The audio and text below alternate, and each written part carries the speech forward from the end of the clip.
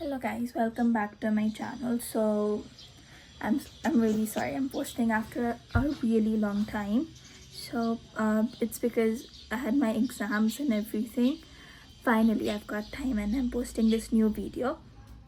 We all know about the Supreme Court order and removal of the stray dogs from Delhi NCR and everything. I thought of making a video about rabies, like the prevention, exposure and prophylaxis. So let's start. Okay. So first, the prevention of rabies involves two types of prophylaxis: the pre-exposure that occurs before the transmission or exposure to rabies, and the post-exposure prophylaxis. So before learning about these exposures, let's learn about the how rabies virus is transmitted. So first, it can be transmitted through two types of exposures: bite and non-bite. So bite exposure is mostly occurs due to rabid dogs in 99% of cases. Like the dogs which are infected with rabies are called rabid dogs. Then next common is bats, which is mostly seen in the United States of America, and others are due to bites of wild carnivore animals such as fox, raccoons, jackals, etc. Now the non-bite exposures, or the exposures apart from bite of animals, involves direct contact with saliva of infected animals. This occurs due to the saliva. When saliva of an infected animal or an animal infected with rabies comes in contact with wound or abrasion which you have, so that can lead to rabies.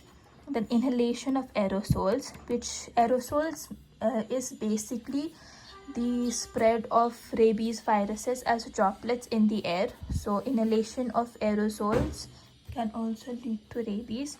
Then we have the cornea or organ transplantation. Okay, now contact with a rabid animal, with like petting or animal feces or urine of the rabid animal, it does not cause rabies. So if you have ever come in contact, like by mistake, just as a, like you have touched feces or maybe you have touched urine like by mistake while tripping or something, or if you have petted a rabid animal, that does not cause rabies, so you're safe. Then now we'll come to the prevention part, or the prophylaxis, which is of two types: pre-exposure and post-exposure.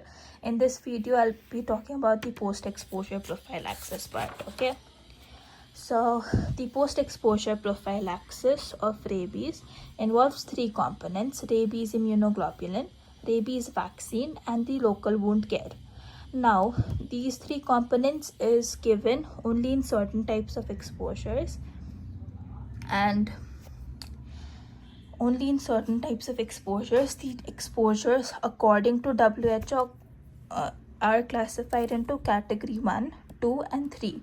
The category 1 exposures requires only wound care. It's mostly the uh, scratches or just contact scratches, or small not very penetrating bite mark, which requires only wound care in category 1. Then we have the category 2 exposure, which involves wound care and vaccination both. The category 3 exposure involves some amount of bleeding, so that involves wound care, vaccination and immunoglobulin, all three components. So first we'll look about all the three components in separately. So first we'll go through local wound care. So the local wound care of the wound that has occurred can be cleaned, is of two types: physical cleansing and chemical cleansing. Physical cleansing involves washing the wound with soap and water, just soap and water, nothing additional. And the chemical cleansing involves cleaning the area with antiseptics. Now these antiseptics can involve povidone iodine or alcohol, any two. Now suturing is not recommended for any wound caused by rabid animals. But if the wound is very deep, then maybe suturing can be done, but it needs to be done carefully, because suturing, if it is done on the wound, it can lead to more transmission of the virus from the local area of infection. Now, precautions that are to be taken for local wound care: you should not clean the wound with your bare hands, because then the wound might be transmitted to you. And there is no need of putting the soil, oil, lime, herbs, etc. on the area of wound, because that will just aggravate the infection.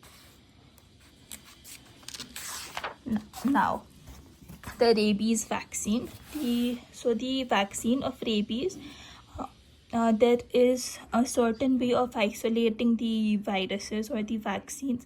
Vaccines are basically inactivated strains of viruses. So viruses are mostly cultured in cell lines. Cell lines can be primary, secondary, or continuous. So depending upon the cell line in which they are cultured, rabies vaccine can be classified into purified chick embryo cell line, purified vero cell line, and human diploid cell vaccine. Okay, so the routes of vaccination of rabies are of two types. They can be given intradermally or intramuscularly. Intradermally is in the skin or just beneath the skin, and intramuscularly can be given in deltoid muscle, which is the muscle over the shoulder. It is mostly given in cases of adults. And anterolateral aspect of thigh, which is basically the front outer portion of our thigh. It is mostly given in children less than 2 years of age, because their deltoid muscle is not very prominent, so therefore it is given in the anterolateral aspect of the thigh. It's just given so that it's less painful. Intradermal post-exposure prophylaxis regimen. It is a 2-site vaccine. It is given on days 0, 3, and 7 of exposure. It is a 2-site vaccine given at day 0, 3, and 7 of exposure intradermally. Intramuscular post-exposure prophylaxis regimen involves 4 doses, which can either be given on days 0, 3, and 7 after exposure and between 14 to 28 days, or another regimen is days 0 and 1 after exposure, then the 3rd and 4th doses at 7 to 21 days of exposure. Now, if the vaccine regimen of any of these two is delayed, then the post-exposure prophylaxis should be restarted. Otherwise, it is not efficient. Then rabies immunoglobulin. Rabies immunoglobulin is also of 2 types: human immunoglobulin and equine immunoglobulin. So the dose is 20 international unit for human, or if it is human immunoglobulin, and 40 international units if it is for equine immunoglobulin per kg body weight. I'll explain this.